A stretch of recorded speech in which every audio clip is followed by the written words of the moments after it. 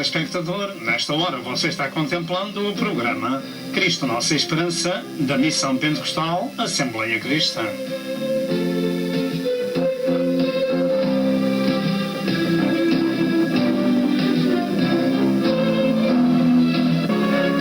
O alvo deste programa é a glória de Deus e a salvação da sua alma. E para isso, por favor, procure obter as muitas mensagens deste ministério, tais como evangelismo, ensino e profecia para estes últimos dias da Hora da Graça.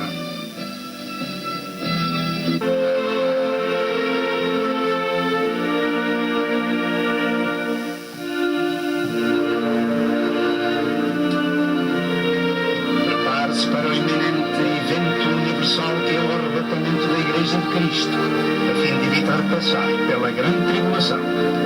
E agora, dentro de momentos, vamos assistir à mensagem.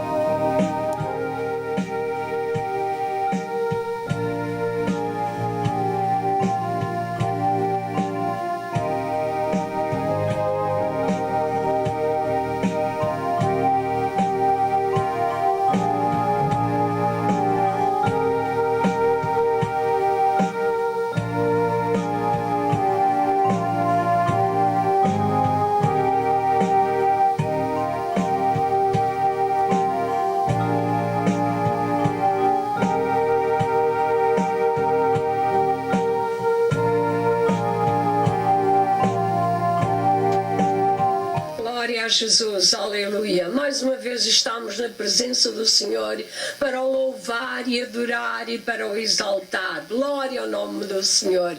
Este é o nosso alvo, é glorificar aquele que nos deu vida. Glória. E vida com mais abundância. Glória ao nome do Senhor. Aquele que nos chamou, aleluia, pelo seu decreto, aleluia, para o seu caminho. Glória ao nome do Senhor.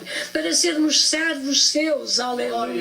Glória ao nome do Senhor. A Ele nós damos a glória, o louvor e a adoração, porque um dia Ele veio à nossa vida, aleluia, e transformou a nossa vida, aleluia, e nos fez uma nova criação. Glória ao nome do Senhor. Não é isto maravilhoso? Glória a Deus, aleluia. Só o Senhor pode fazer este trabalho pelo seu santo e bendito Espírito. Amém. E pela sua palavra. Glória ao nome do Senhor, que é poder e vida, aleluia, para todo aquele que crê. Glória a Deus, aleluia. Vamos orar ao Senhor.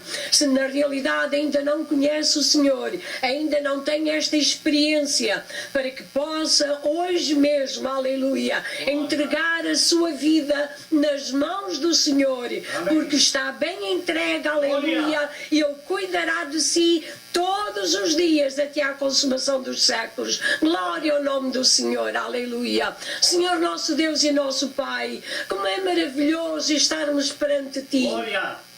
Exaltar o teu nome e dar-te a glória, aleluia, porque tu és digno, Senhor, ó Senhor, de toda a honra e de toda a glória, porque está escrito: com o teu sangue, aleluia, tu nos lavaste, tu nos resgataste, tu nos compraste, aleluia, ó Senhor, para Deus Pai, homens e mulheres de toda a tribo, língua e nação, glória ao teu nome, ó Senhor Deus, obrigado por este trabalho tão glorioso que tens feito na nossa vida, pois, ó Senhor, tens salvo as nossas almas, tens nos dado, ó Senhor, uma certeza de que um dia vamos andar em ruas de ouro contigo. Glória ao teu nome. Abençoa aqueles que nos veem e ouvem, Senhor, eles possam ter a mesma experiência, possam falar ao Senhor da mesma maneira, glória ao nome do Senhor,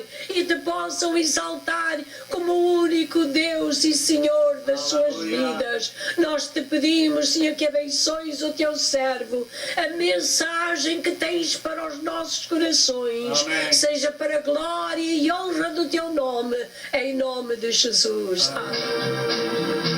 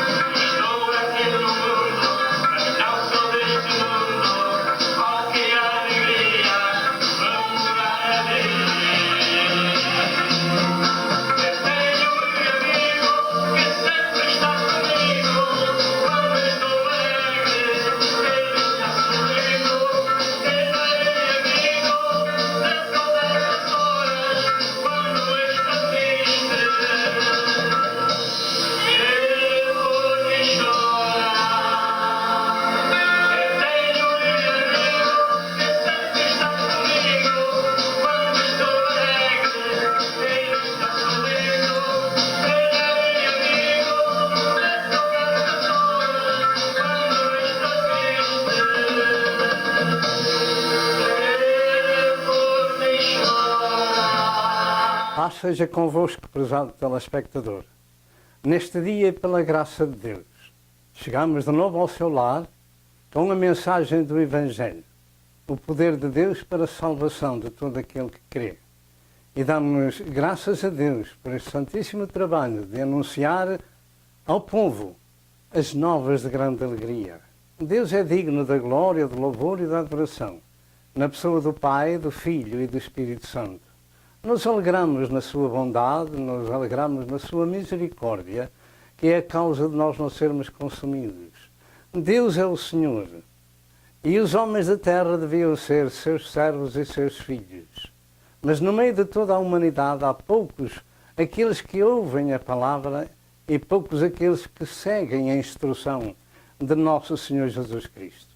Estamos chegando a um tempo muito difícil para o cristianismo. Estamos chegando à hora de partir. Que o Senhor vos abençoe nas suas decisões, nas vossas decisões, para que possamos ir o maior número de pessoas possível no arrebatamento da Igreja, ou então de morte natural, mas em paz com Deus e nosso Senhor Jesus Cristo. Neste dia nós vamos estudar sobre os preparativos para algo de importância na nossa vida e, por consequência, devemos dar atenção. Preparativos para partir de uma ou de outra forma. Estamos num tempo profético na história do mundo que realmente, se cremos em Deus e na sua palavra, não temos outra saída nem solução senão estar atentos ao que se passa no mundo e seus acontecimentos com as marcas apocalípticas. Jesus avisou o povo judeu e nos avisa também a nós nestas palavras. Ora, quando estas coisas começarem a acontecer, olhai para cima, levantai as vossas cabeças, porque a vossa redenção está próxima. Lucas 21 e verso 28. A nossa mensagem é sobre os preparativos, ou preparação para a última chamada. E ela acontece de duas formas. Nós vamos ministrar neste estudo essas duas formas, ou de morte natural, ou no arrebatamento da Igreja de Cristo. E agora nós vamos acompanhar a leitura da Santa Escritura. Assim diz a palavra de Deus em São Lucas, capítulo 21, a partir do verso 24.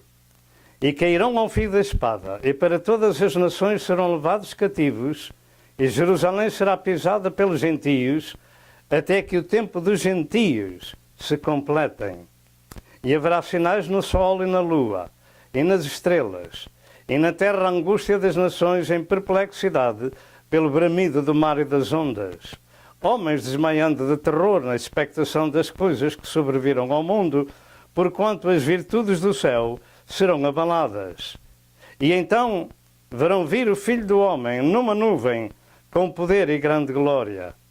Ora, quando estas coisas começarem a acontecer, olhai para cima e levantai as vossas cabeças, porque a vossa redenção está próxima.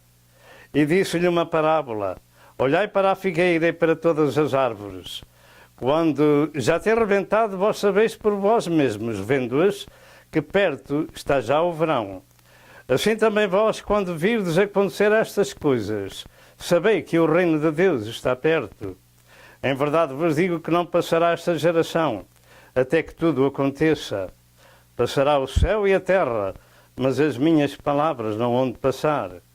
E olhai por vós, não aconteça que os vossos corações se carreguem de glutonaria, de embriaguez e dos cuidados da vida, e venha sobre vós de improviso aquele dia, porque virá como um laço sobre todos os que habitam na face de toda a terra. Vigiai, pois, em todo o tempo, orando. Vigiai, pois, em todo o tempo, orando, para que sejais havidos por dignos de evitar todas estas coisas que hão de acontecer e estar em pé diante do Filho do Homem. Meus amados que nos escutam, segundo eu creio, como milhões de cristãos por todo o mundo, os sinais bíblicos que Jesus ensinou para a sua segunda vinda se dividem em duas partes distintas. Primeiro, sinais que precedem o arrebatamento da Igreja. E em segundo, sinais que precedem a sua segunda vinda para a Terra, no tempo da grande tribulação e para exercer o juízo e dar início ao milénio. Se estudarmos estes assuntos separados, então eu creio que iremos compreender esta situação profética de tempos diferentes naturalmente, para coisas diferentes também. O arrebatamento e a segunda vinda de Jesus para a Terra são coisas diferentes.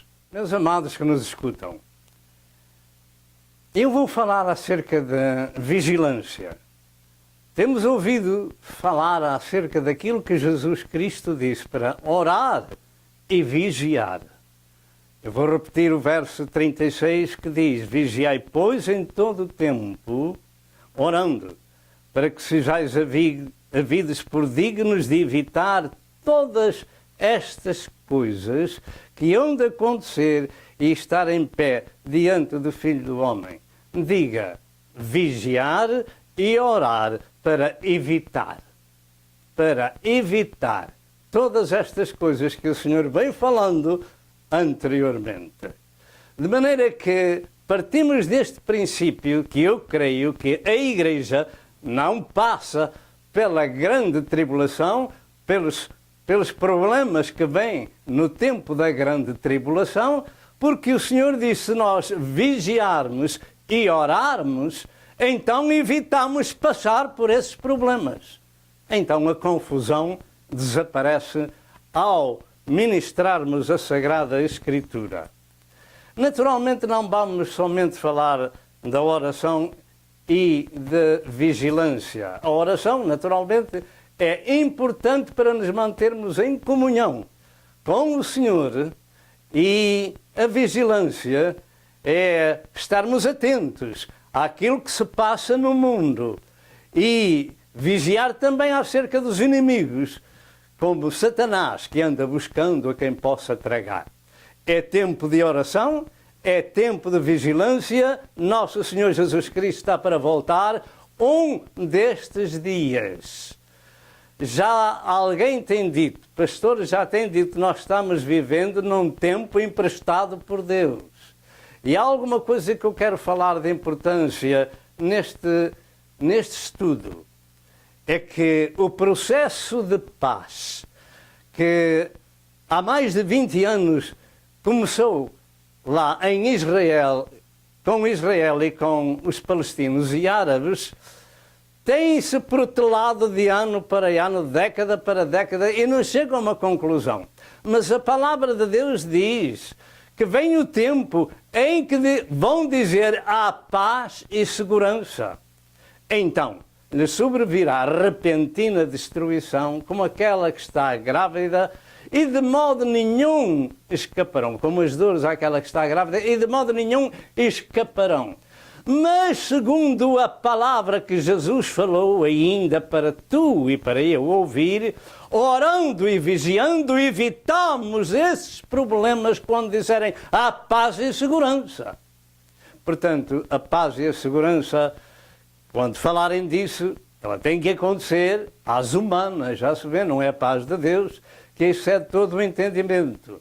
Vamos, pois, estar atentos, porque o atual secretário de Estado norte-americano disse o ano passado, em 2013, que ao recomeçar o processo de paz, o concluiria em 9 meses. E esses 9 meses terminarão no dia 29 de abril de 2014. Eu não sei se isso vai acontecer, naturalmente. Pode acontecer e aí começar a última semana profética de Israel. Por esse tempo pode-se dar o arrebatamento da Igreja ou não. Eu não sei se isso vai acontecer ou não. Mas devemos estar atentos àquilo que se passa, orando e vigiando. e vendo que Deus usa as nações, usa os governos, usa os políticos, usa os homens e até usa a Igreja para aquilo para que o Senhor tem em vista o cumprimento da sua palavra. De maneira que vamos estar atentos àquilo que vamos meditar e vamos ficar atentos ao desenrolar da história, tanto profética como aquela que se enfrenta diante dos nossos olhos dia a dia. Nesta mensagem estudaremos um pouco sobre, primeiro, sinais evidentes do arrebatamento da Igreja e sinais da grande tribulação e vinda de Jesus. É aqui que existe um grave problema, mesmo naqueles chamados de cristãos, um grave problema para se entender. Eu entendo assim aquilo que vou explicar, como já disse há bocado, que há sinais para o arrebatamento da Igreja para aqueles que creem, porque há pessoas que não creem no arrebatamento da Igreja. E há sinais para a volta de Jesus para a Terra. E, em segundo lugar, os preparativos para a última chamada. E nós somos chamados de duas formas. Uma de morte natural e a outra somos chamados no arrebatamento, num abrir e fechar de olhos. E tanto para uma quanto para outra devemos estar preparados, orando e vigiando. Louvado seja Deus. Assim, ao introduzir esta mensagem, nós vivemos num mundo muito agitado, violento e corrompido.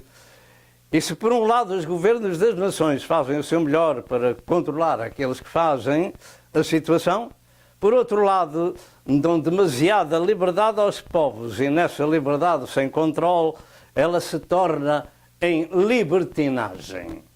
Isto é o que nós temos no mundo. O grande problema da situação do mundo é de cariz espiritual, porque as potestades e príncipes espirituais da maldade têm um trabalho a fazer no mundo, que é levá-lo ao caos para se manifestar o homem do pecado, filho da perdição, que é o anticristo. E nesse aspecto é publicamente conhecido que os chamados extremistas muçulmanos têm vindo a criar uma atmosfera de caos no mundo inteiro, com toda a sorte de ataques, de terrores e de mortes, pois creem que o seu líder só se manifesta desta forma. Então causam o caos no mundo com essa violência. As Sagradas Escrituras afirmam que o mundo está no maligno. E muitos fazem o trabalho desse maligno. Entretanto, para os cristãos e para os tempos do fim, existem escolas de pensamento muito divergentes sobre o tempo da vinda de Jesus Cristo. Se nesse tempo a Igreja de Cristo passará ou não pelos problemas da grande tribulação. Lembre-se do verso 36. Orando e vigiando para evitar aquilo que o Senhor diz, eu vou repetir, para evitar todas estas coisas que hão de acontecer. Quais coisas? As coisas do sermão profético, dos avisos que o Senhor falou neste capítulo e também em Mateus 24, etc. Eu creio que a Igreja não passará, como tem, pelos graves problemas, como tenho ministrado noutras mensagens, contudo, existem outros que pensam que já estamos nesse tempo e a partir de 2012, etc. Tomemos atenção ao desenrolar da mensagem. Em primeiro lugar, então, sinais evidentes da atualidade referentes ao tempo do arrebatamento e tempo da grande tribulação. Em São Lucas 21, e verso 24, Jesus predisse o cativeiro dos judeus para todo o mundo. Isto começou no ano 70 da era cristã até 1948. Portanto, isto é histórico, não é só profético, mas histórico. E que Jerusalém seria pisada ou governada pelos gentios até que o tempo dos gentios se completasse. Portanto, tomemos o aviso sincero de Deus que uma e outra coisa estão no seu auge. O cativeiro dos judeus terminou num certo aspecto em 1948, no dia 14 de maio. de 1948. E a partir daí, o tempo dos gentios começou a terminar também. Em outras palavras, o Evangelho, se o Senhor viesse naquela altura, já o Evangelho teria sido pregado em muitas partes do mundo, mas não em todo o mundo. Essa é a razão de o Senhor ainda não ter vindo. Mas desse tempo para cá, como disse o servo do Senhor Daniel no Velho Testamento, em Daniel 12, verso 4, o conhecimento se havia de multiplicar. E assim se tem multiplicado tanto na parte espiritual quanto na parte natural. E agora o Evangelho vai de muitas e diversas formas que não ia em 1948, como, por exemplo, na televisão e nos satélites. E agora nós podemos dizer, o Senhor está para voltar a qualquer dia ou a qualquer hora para o arrebatamento da igreja. Há pessoas que não creem no arrebatamento. Outras pensam que o arrebatamento se dará no meio da tribulação. Outros no fim da tribulação. E eu tenho ensinado e continuo a dizer, eu creio, que o arrebatamento se dá antes da grande tribulação. Quanto tempo antes da grande tribulação, eu não sei. Mas se dará antes da grande tribulação, porque já este verso 36 nos ensina por Jesus, orando e vigiando para evitar todas estas coisas. Quais coisas? As coisas da semana da grande tribulação. De maneira que, partindo desse princípio, a profecia cumpriu-se integralmente no povo judeu, desde o ano 70 até 1948, e aí o tempo dos gentios também começou a terminar nessa data. O tempo dos gentios é o tempo da pregação do Evangelho, Mateus 24 e verso 14, que este Evangelho do Reino será pregado em testemunho a todas as gentes, e então virá o fim da graça de Deus, para dar lugar à grande tribulação. Não é o fim do mundo, é o fim da era da graça de Deus. E eu creio que Mateus 24, 15 a 44, nos adverte do tempo e sinais da grande tribulação e vinda de Jesus para exercer o seu juízo na terra e dar início ao milénio. Do mesmo modo, em Lucas 21, verso 20 ao verso 33, nos ensina as mesmas coisas. Mas quanto aos sinais que precedem o arrebatamento da Igreja de Cristo, esses sinais são de veras muito evidentes, como as fomes, as guerras, as pestes, os terremotos. Mateus 24, 5 a 8, Jesus falou que era o princípio de dores. Portanto, para o arrebatamento da Igreja há uns sinais, para a grande tribulação há outros sinais. E se nós estudarmos desta forma, nós vamos evitar dificuldades. Para mim, são realmente o princípio de dores estas coisas de Mateus 24, 5 a 8. E que as dores se dará o parto logo a seguir às dores. Ao estudar as Santas Escrituras, são muitos os milhões de cristãos que pelo mundo inteiro creem que estes sinais precedem o arrebatamento da Igreja.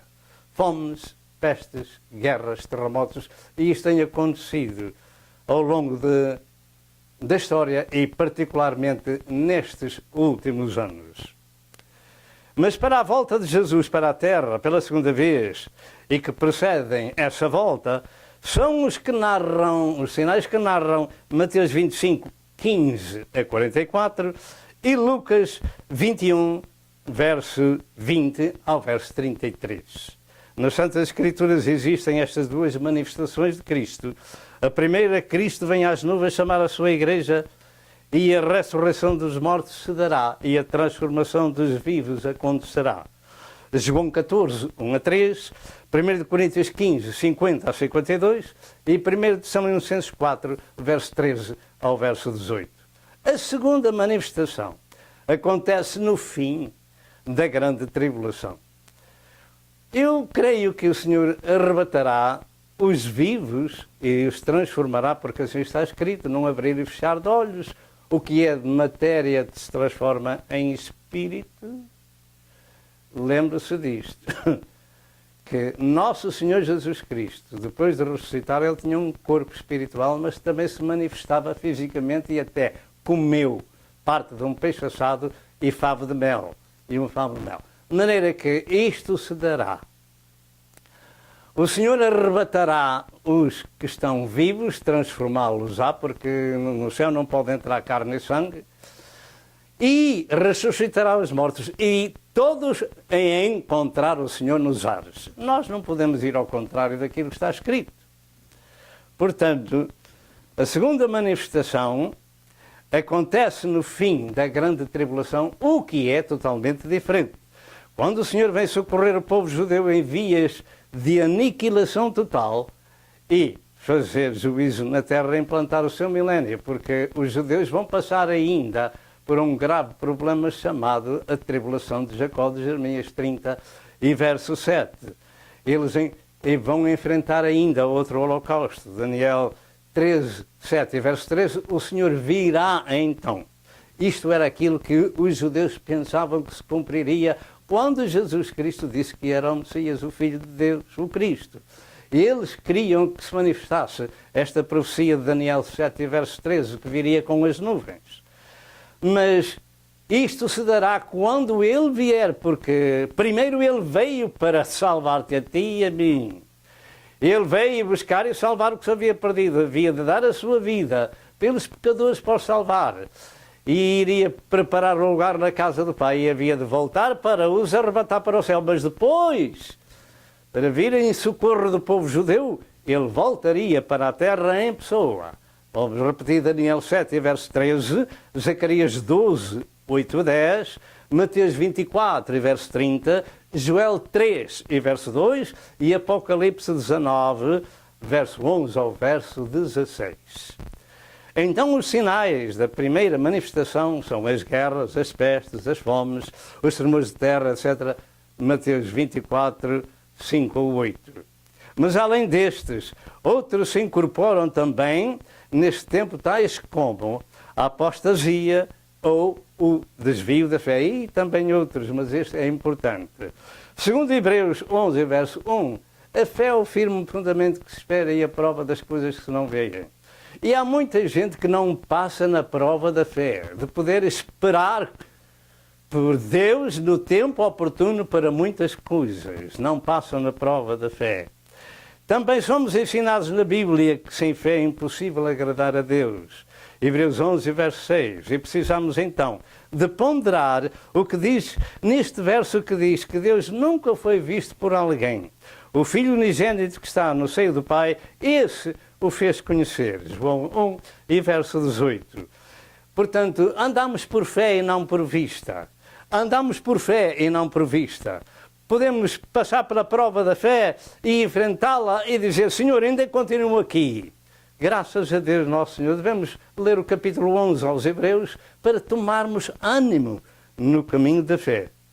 E a quem Deus não fez, não crê, mentiroso o fez. 1 João 5 e verso 10. E aos que não creem em Deus, temos em Judas estas palavras de demonstração. Mas quero lembrar-vos, como a quem já uma vez soube isto, que, havendo o Senhor salvo um povo tirando da terra do Egito, falando de tirar a Israel daquele lugar da escravidão, destruiu depois os que não creram. Isto é importante, porque o Senhor deixa isto escrito em Judas. Destruiu depois os que não creram.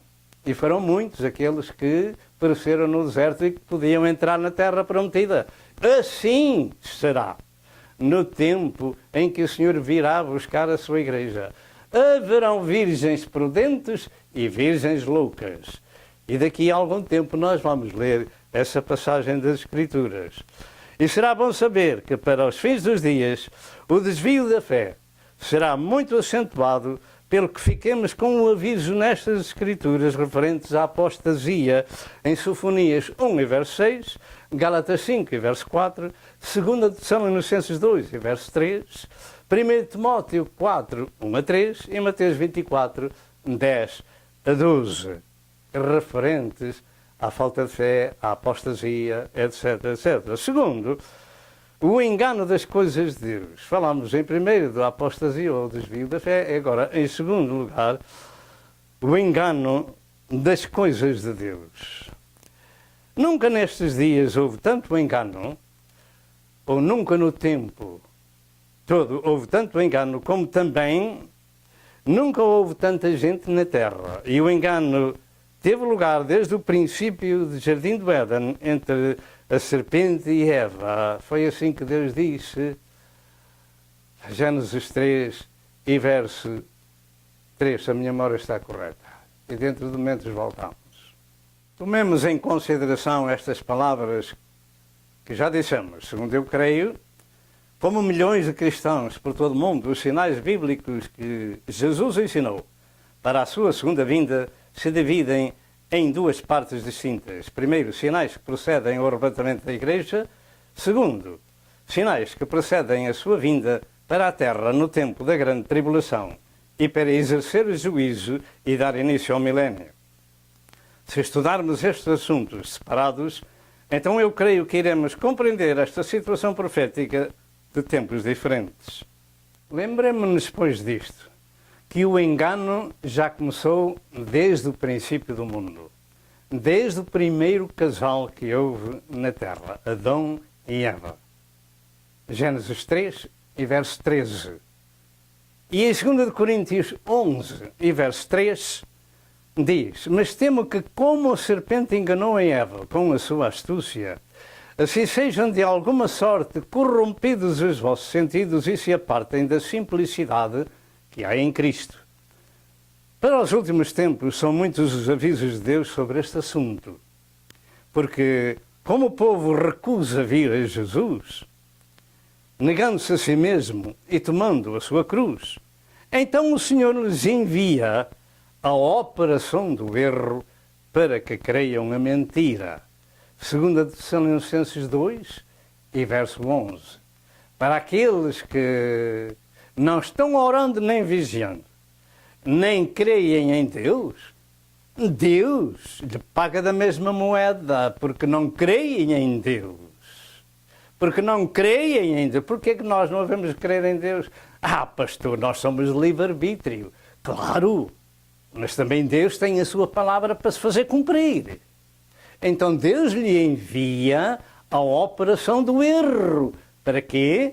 Para que creiam a mentira. O engano dos últimos dias é uma profecia a ser cumprida, porque é um decreto divino por causa do povo não se importar com Deus. Lembre-se disto. É um decreto divino. Vamos pôr isto no ecrã. É um decreto divino por causa do povo não se importar com Deus. O engano dos últimos dias da Era da Graça está sobre a terra. Este engano das coisas espirituais de Deus é uma profecia para ser cumprida. E ninguém pode alterar ou evitar a mentira. Irá prevalecer no mundo. Somente os cristãos bíblicos discernirão. Já desde o princípio do cristianismo, o mistério da injustiça vem operando e se acentuará nos últimos dias com a vinda do Anticristo, e o seu espírito está na terra há muito tempo. E em 2 Tessalonicenses 2, verso 10 e verso 11, afirma que ele virá com todo o engano da injustiça para os que perecem, porque não receberam o amor da verdade para se salvarem. E por isso, Deus lhes enviará a operação do erro para que creiam a mentira. Nestes últimos dias, o engano das coisas de Deus é como se usa dizer em Portugal, o prato do dia. Muito engano de uma e de outra forma. Nestes últimos dias, a profecia a ser cumprida é o engano, ou o engano é uma das profecias a serem cumpridas. E o resultado está em um mundo enganado por falsos evangelhos, falsos pregadores, falsos profetas, falsos apóstolos. Lembre-se disto, porque o evangelho, nem os judeus gostavam dele, Os apóstolos foram mortos por causa dele. Os servos de Deus ao longo da história bíblica do cristianismo, muitos morreram por causa desse Evangelho. A maior parte do mundo não gosta de ouvir o Evangelho, mas o Evangelho de Cristo. Mas há outros tipos de evangelhos que o povo abraça de bom grado, porque não contente com a sua vida de pecado. Outros evangelhos. E então, quem os anuncia está na classe: falsos profetas, falsos pregadores, falsos ministros, falsos apóstolos, etc, etc. Por exemplo, em Mateus 7, verso 15, Jesus disse: acautelai-vos dos falsos profetas. Porquê que se deviam cautelar? É porque eles viriam. Acautelai-vos dos falsos profetas que vêm até vós, vestidos como ovelhas, mas interiormente são lobos devoradores. Interiormente são lobos devoradores, mas vêm como ovelhas. Quem é que os vai discernir? São aqueles que conhecem o Evangelho de Cristo. Louvado seja Deus nosso Senhor. 2 Coríntios 11, 13 a 15 afirma: porque tais falsos apóstolos são obreiros fraudulentos, transfigurando-se em apóstolos de Cristo.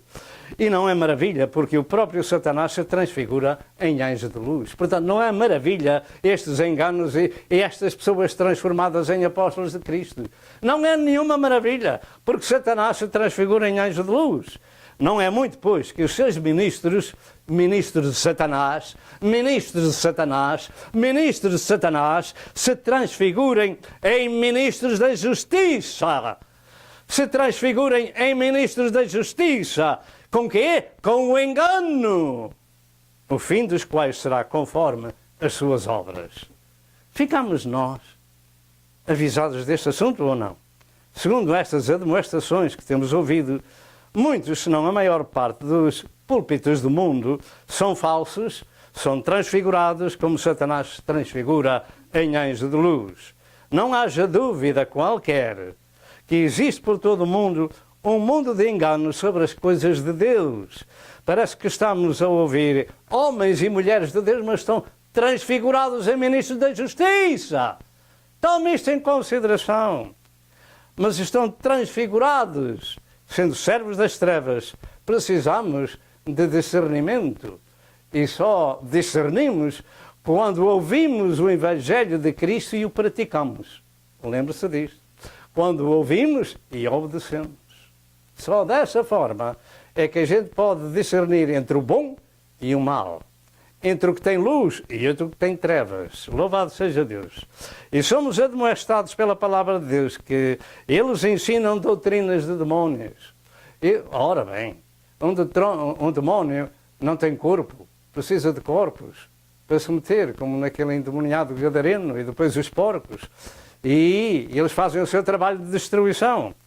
1 Timóteo 4, verso 1, ensinam doutrinas de demónios, e os demónios, como disse, não têm corpo. São espíritos de Satanás que entram nas pessoas e ensinam as doutrinas de seu pai. E ensinam as doutrinas de seu pai. E ensinam as doutrinas do seu pai. Quem é que ensina? Falsos profetas, falsos apóstolos, falsos pregadores, falsos ministros, transfigurados em ministros da justiça. Tomemos isto em consideração. Para os últimos dias tem que haver isso. Aonde se não fala da cruz e do sangue de Cristo e de obediência e à santidade, aí está o engano de Satanás e as doutrinas de demónios. Sejam elas pintadas com que cor sejam. Aí estão as doutrinas de demónios. As pessoas que não ouvem salvação completa, com santificação, com as obras, com a obediência, aí está a doutrina de Satanás. Em Efésios 4, verso 14, diz que não devemos ser meninos inconstantes, levados em roda por todo vento de doutrina, pelo engano dos homens, com astúcia, enganam fraudulosamente, mas pregam o evangelho religioso. Outros, o evangelho misturado da graça com a lei. Outros, o evangelho político. Outros, o evangelho social. Outros, o evangelho humano. E outros, o evangelho da prosperidade, etc. Mas o evangelho da cruz não existe porque o povo não gosta dele. Você ponha, em primeiro lugar, se entende as minhas palavras, uma canga, um jugo sobre um touro que nunca teve jugo, e você vai ver, e ele faz assim, sacode o jugo de toda a maneira e feitio, porque lhe faz calo, faz dor.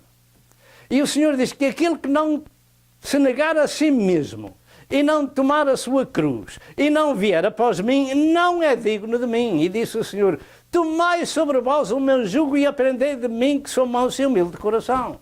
E fora disto não há evangelho. Haverá, naturalmente, aqueles evangelhos que eu acabei de falar, mas não o evangelho da cruz. O evangelho da cruz é aquele evangelho do poder de Deus para a salvação, santificação e a obediência da negação própria e da crucificação da carne.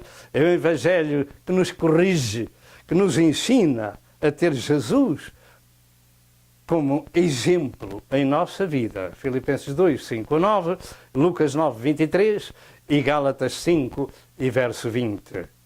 Nas Santas Escrituras não existem caminhos fáceis para o cristão. A porta larga e o caminho largo levam as pessoas à perdição, como ensinou Jesus em Mateus 7, verso 14 e verso 15. E estes são sinais do tempo, do fim, da era, da graça de Deus, em conjunto com aqueles que já foram lidos em Mateus 24, ou ditos em Mateus 24, verso 5 ao verso 8, das guerras, pestes, tremores de terras, etc, etc, etc. Estes são sinais evidentes para o fim da era da graça, que termina com o arrebatamento da Igreja. Portanto, são uns sinais para um assunto e outros sinais para outro assunto.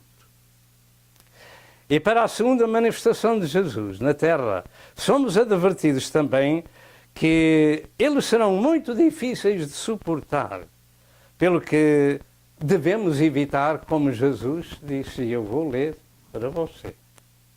Vigiai, pois, em todo o tempo orando, para que sejais havidos por dignos de evitar todas estas coisas que hão de acontecer e estar em pé diante do Filho do Homem. Então uns vão evitar, outros não. E vão evitar porque oram, jejuam, vigiam, buscam a Deus, obedecem à palavra, servem o Senhor e estão preparados para qualquer hora partirem à eternidade, ou naturalmente, ou no arrebatamento da Igreja. Por exemplo, em Mateus 24, 21 e 22, Jesus disse, se aqueles dias não fossem abreviados, nenhuma carne se salvaria. Portanto, estes sinais da grande tribulação vão culminar com um rio de sangue no Médio Oriente que chegará ao freio dos cavalos. Será tempo dos muçulmanos saberem que Jesus Cristo é o Filho de Deus, que veio em carne, que Deus se revelou em carne e que deu a sua vida pelos pecadores para salvar todos os pecadores. E que Deus é um Deus de amor e não de matança, de cultura de morte. Será tempo dos árabes saber quem é Deus. E será tempo do mundo inteiro saber que Deus deu aquela terra prometida a Israel e que não pertence a mais ninguém, não pertence a Ismael, pertence a Israel. Ismael também gerou 12 príncipes e tem a sua parte, mas a terra prometida pertence a Abraão, Isaque, Jacó e à sua posteridade. Louvado seja o nome do Senhor. Portanto, se aqueles dias não fossem abreviados, nenhuma carne se salvaria. Mas por causa dos escolhidos serão abreviados aqueles dias. Ah, pastor, esses escolhidos não são a Igreja. Não são. A Igreja foi arrebatada antes desses problemas. Evitaram, porque estiveram orando e vigiando e serviram ao Senhor. Então, quem são esses escolhidos? São o remanescente de Israel. Louvado seja o nome do Senhor. E isto fala-nos dos juízos de Deus revelados nas trombetas do Apocalipse e no Armagedão. E em Lucas 21 e verso 26 diz que os homens desmaiam de terror na expectação das coisas que sobrevirão ao mundo, porquanto as virtudes ou os poderes do céu serão abaladas. Então o Messias virá finalmente para socorrer o povo judeu como assim diz em Lucas 21 e verso 27. Então verão vir o Filho do Homem numa nuvem e grande glória, com grande glória. O mesmo se encontra em Mateus 24 e verso 30 e em Apocalipse 1 e verso 7, que diz que todo olho o verá, como também em Atos 1 e verso 11. Nessa altura, quando Jesus vier para a terra em socorro do povo judeu, colocará os seus pés no Monte das Oliveiras. O monte se estenderá em 2 montes. Haverá um grande vale por onde o povo judeu foge. E ali ele exercerá o juízo contra as nações. Todo o olho então o vai ver, quando ele vier, todo o olho o vai ver. Mas a igreja do Senhor virá com ele lá do céu, porque 7 anos antes tinha ido para as bodas do Cordeiro. Assim, os sinais do prelúdio ou do presente, dos avisos prévios, das enormes calamidades e hecatombes, eles têm sido vistos nestes últimos dias em várias partes do mundo, como as guerras mundiais, as pestes, os terremotos, os tufões, os tsunamis. Ficamos avisados disto. Lembre-se, por exemplo, das 2 guerras mundiais, em que pereceram cerca de 70 milhões de pessoas. E uma Europa quase destruída. Lembre-se, por exemplo, em 2010, do terremoto do Haiti, onde cerca de 250 mil pessoas ou mais pereceram. E uma nação destruída. Lembre-se do tsunami na Indonésia, no dia de Natal de 2004, onde morreram cerca de 300 mil pessoas em diversas nações ali. Lembre-se do tsunami do Japão, com tanta destruição. Lembre-se dos temporais nos Estados Unidos, que têm destruído bairros quase inteiros, milhares e milhares de casas destruídas. Estes sinais são o prelúdio do que vem a ser no tempo do cumprimento do Apocalipse. E agora nós vamos ver alguma coisa sobre aquilo que temos vindo a falar. Amém.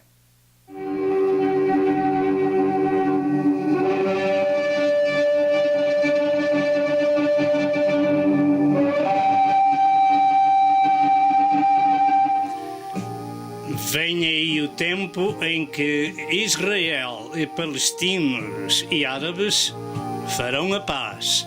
E esta está escrita nas Santas Escrituras, pois que quando disserem há paz e segurança, então lhes sobrevirá repentina destruição, como as dores de parto àquela que está grávida, e de modo nenhum escaparão. 1 Tessalonicenses 5, verso 3.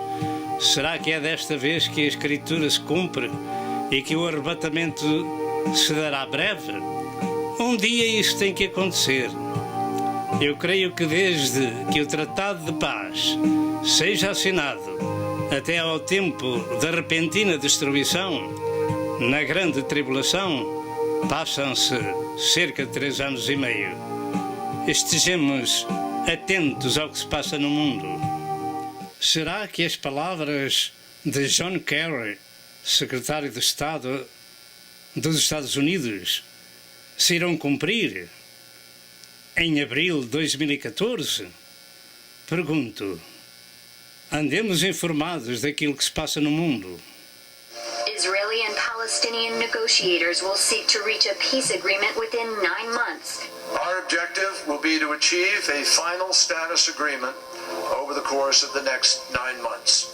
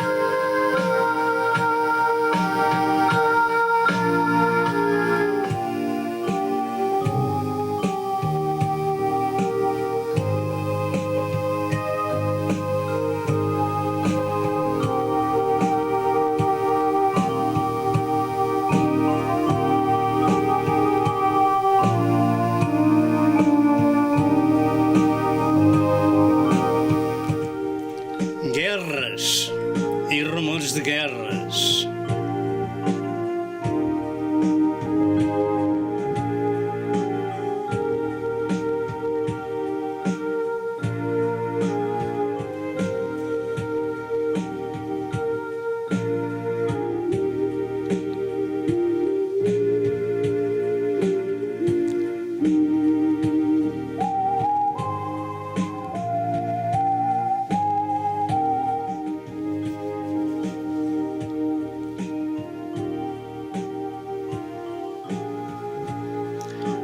Fomes e pestes são coisas escritas nas Sagradas Escrituras e elas se cumprem no tempo e nós estamos contemplando estes flagelos. Atos de terror por todo o mundo e nós estamos assistindo a estes flagelos.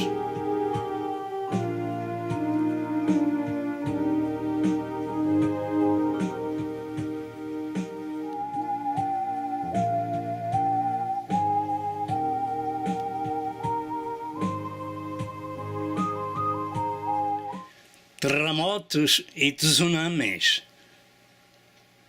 Estas tragédias estão escritas no livro sagrado.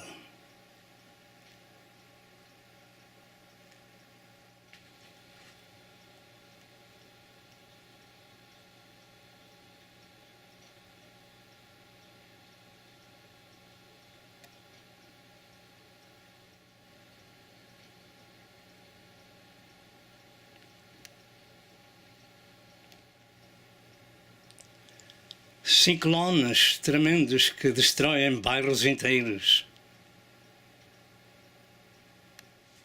Águas que submergem cidades.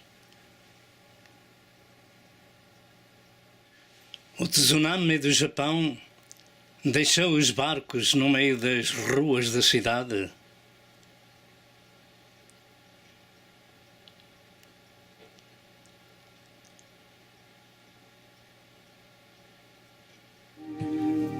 Meus amados telespectadores, o pouco que temos apreciado dá-nos uma ideia da Terra em angústia. E estas coisas são apenas o prelúdio dos problemas que vêm a caminho. Resta-nos chegarmos para Jesus, que deu a sua vida no Calvário, verteu o seu sangue para gratuitamente nos conceder a salvação no Calvário. João 3, 16, 17 e Efésios 2, 8, 9.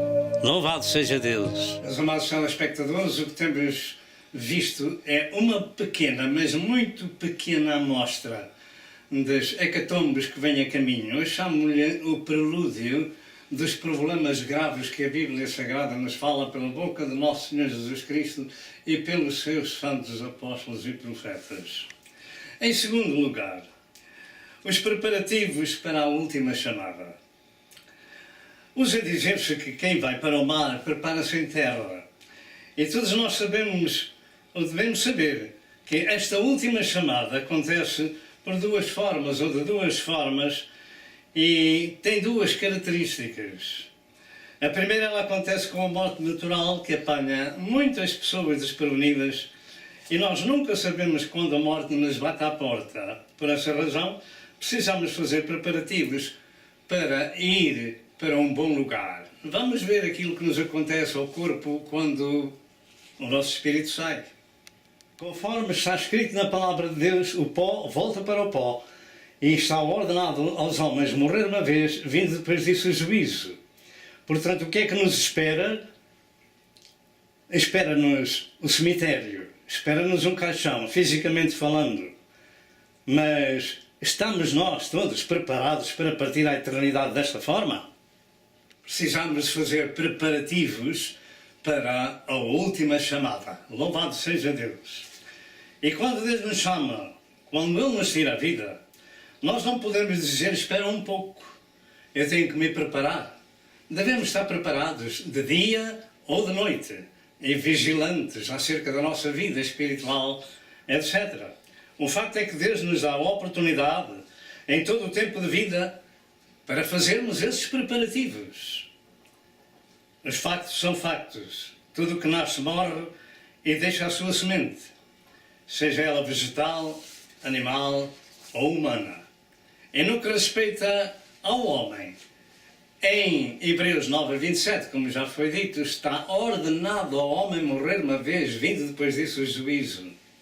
Será que nós nos podemos apresentar diante de Deus justificados pelo sangue de nosso Senhor Jesus Cristo, salvos, santificados, preparados? Ou não temos essa certeza?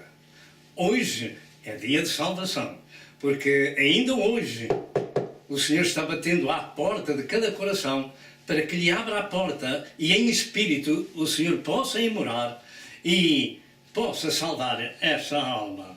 De maneira que precisamos estar preparados para a morte que inesperadamente bate à porta de muita gente. Muitos saem de casa para o trabalho e não voltam, ou tiveram um acidente ou um ataque de coração, outros deitam-se à noite e não acordam mais. Perdão. E para nosso aviso dizem Job 14, 1 e 2, que o homem nascido de mulher é de bem poucos dias e cheio de aflições. Sai como flor e seca, foge também a sua sombra e não permanece. Dentro de momentos voltamos. Precisamos fazer preparativos para de dia ou de noite. O Salmo número 4 diz que nós nos podemos deitar em paz e dormir, porque realmente a morte pode nos bater à porta durante a noite. Estamos nós preparados? Factos são factos e nós precisamos estar preparados para a última chamada. Também podemos aprender a lição que Jesus Cristo ensinou em São Lucas 16, 19 a 31, que ensina a morte de dois homens, um descrente e outro crente, e um foi para o paraíso e o outro para o inferno.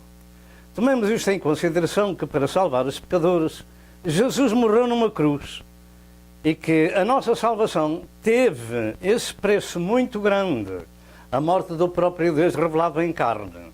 Peçamos a Deus o seu perdão e a sua reconciliação. Portanto, essa preparação consiste em saber-se acerca da nossa situação espiritual, se somos salvos ou se somos perdidos. Se já recebemos a Jesus como nosso Senhor e Salvador pessoal, e, como diz em João 3, versos 16, versos 17, Deus enviou o seu Filho ao mundo para o salvar e não para o condenar, e saber, ter a certeza de que temos paz com Deus e que o nosso nome está escrito no livro da vida do Cordeiro. Em Efésios 2, e verso 8 e verso 9, diz que pela graça sois salvos mediante a fé. E isto não vem de vós, é dom de Deus. Precisamos de receber esse dom e ficar com ele. Em Atos 4, verso 12, afirma que em nenhum outro há salvação, porque também debaixo do céu nenhum outro nome há dado entre os homens pelo qual devamos ser salvos. O mundo anda enganado com religiões. Somente Jesus é o caminho, a verdade e a vida. E ele disse, ninguém vem ao Pai, senão por mim. Precisamos saber se realmente também já fomos regenerados, como disse Jesus, porque esse é um requisito divino para se poder ver e entrar no reino dos céus. João 3, verso 1 ao verso 7, é o novo nascimento espiritual, a regeneração da pessoa. A última chamada vem sem se esperar, e contudo ela é uma certeza nua e crua. O facto é que quando passamos pelos cemitérios, todos nós temos essa lembrança, mas logo se esquece. Olha, os outros já cá estão. Quando é que vamos nós? Mas muitas vezes o diabo nos faz esquecer. E de noite partimos à eternidade e não temos paz com Deus. De maneira que devemos deitar-nos em paz com o Senhor. Salmo número 4. Segundo lugar, a outra característica é a chamada dos cristãos ao arrebatamento, ou no arrebatamento da igreja. Esta última chamada tem também esta característica e também se pode dar de noite ou de dia, aonde nós estamos. Contudo, as Santas Escrituras dão-nos uma ideia do tempo em que isso vai acontecer. E por esse facto precisamos a todo o tempo estar preparados. Diga preparados. Preparados para subir ao céu. Preparados para a última morada, como usa dizer-se. Preparados para partir de uma ou de outra forma, mas preparados para ir para o céu, para o lugar em que Jesus nos foi preparar. Por esse facto precisamos então estar preparados, porque ela também se pode dar de dia ou de noite. Por isso, Jesus ensinou sobre a vigilância e a obediência que nós temos vindo a falar em Lucas 21, verso 36, que diz: vigiai, pois, em todo o tempo, orando para que sejais havidos por dignos de evitar todas estas coisas e que onde acontecer e estar em pé diante do Filho do Homem. Nós podemos evitar os graves problemas que vêm sobre a terra e podemos evitar também, sabe o que é que podemos evitar? A condenação eterna quando partimos à eternidade. Devemos estar preparados para o arrebatamento da igreja. Dentro de momentos voltamos. Nós podemos ser chamados de outra forma. Como temos vindo a falar, podemos ser chamados no arrebatamento da igreja. E também se pode dar de dia ou de noite a encontrar o Senhor nos ares. Nós vamos ler uma palavra de Deus em São Mateus 25, verso 1 ao verso 13, e, por favor, acompanhe a leitura. Conforme vimos nas duas escrituras anteriores, 1 Tessalonicenses 4, 17 e João 14, 1 a 3, dar-se-á o arrebatamento da igreja e também outras escrituras. Mas agora eu pergunto, em que tipo de pessoas você está inserido nesta leitura que vamos fazer em Mateus 25, verso 1 ao verso 13, que diz: então o reino dos céus será semelhante a 10 virgens que, tomando as suas lâmpadas, saíram ao encontro do esposo. E 5 delas eram prudentes e 5 loucas. As loucas, tomando as suas lâmpadas, não levaram azeite consigo, mas as prudentes levaram azeite em suas vasilhas com as suas lâmpadas.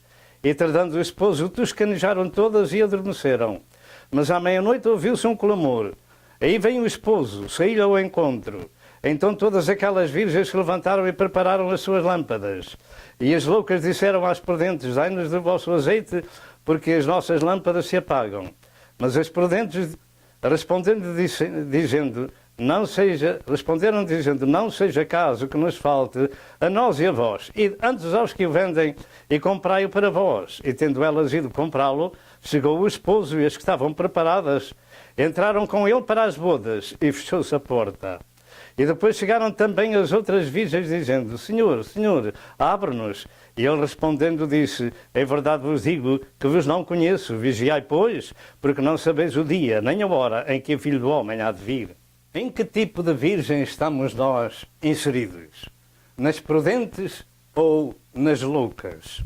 Esta parábola das 10 virgens referentes ao reino dos céus e à entrada nesse reino do povo que se converte a Cristo é uma elucidativa, é muito elucidativa para a preparação dos cristãos no tempo do fim. Estas virgens representam os que aceitaram a Cristo como seu Senhor e Salvador pessoal. Mas esta parábola também nos ensina sobre pessoas loucas e pessoas prudentes. Fala-nos do azeite também, simbólico do Espírito Santo na vida dos crentes e dos que se têm apetrechado na vida espiritual com esse azeite, com essa unção divina. Mas também daqueles que não têm azeite em suas candeias. E esse azeite significa a obra do Espírito Santo na vida das pessoas.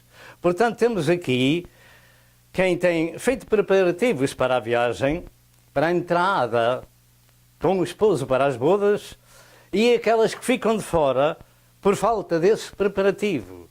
Porque aí vem o esposo, ouve-se um grito, e as que estavam preparadas entraram, mas as outras que não tinham azeite não puderam entrar.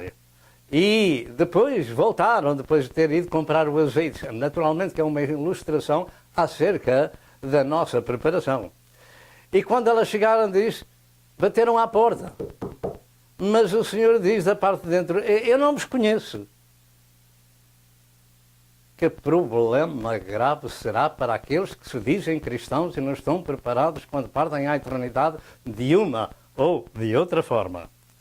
Segundo este ensino de Cristo, compreende-se também que o número 10 nas Escrituras refere-se a um dos muitos números da perfeição de Deus, como por exemplo os 10 mandamentos, as 10 pragas do Egito, as 10 cláusulas da oração do Pai Nosso, etc. Também as 10 provas da vida de Abraão e os 10 eu sou de Jesus no Evangelho de João, etc.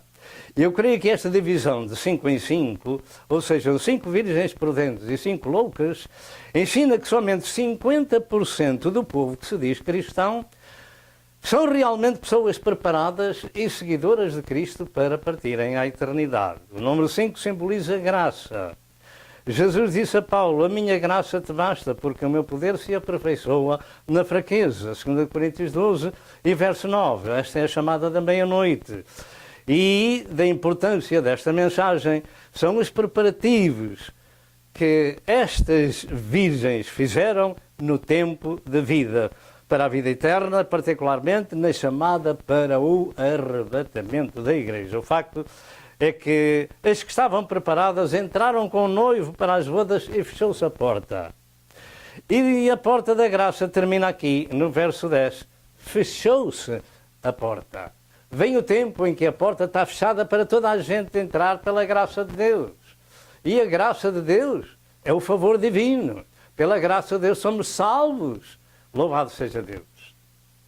Assim, à meia-noite ouviu-se esse clamor, uma chamada. Esta noite, esta meia-noite, não figura o fim de um dia ou o princípio de outro. Vai vir o dia em que Jesus vem do céu às nuvens arrebatar a sua igreja. Essa meia-noite significa um tempo determinado por Deus. E em 1 Coríntios 15, 51 e 52 diz, eis que vos digo um mistério. Na verdade, nem todos dormiremos, mas todos seremos transformados. Num momento, num abrir e fechar de olhos ante a última trombeta. Porque a trombeta soará e os mortos ressuscitarão incorruptíveis e nós seremos transformados. Lembre-se que a última trombeta que nos fala esta passagem das Escrituras não é a última trombeta do livro do Apocalipse, mas é a trombeta de Deus, que eu creio que é a segunda.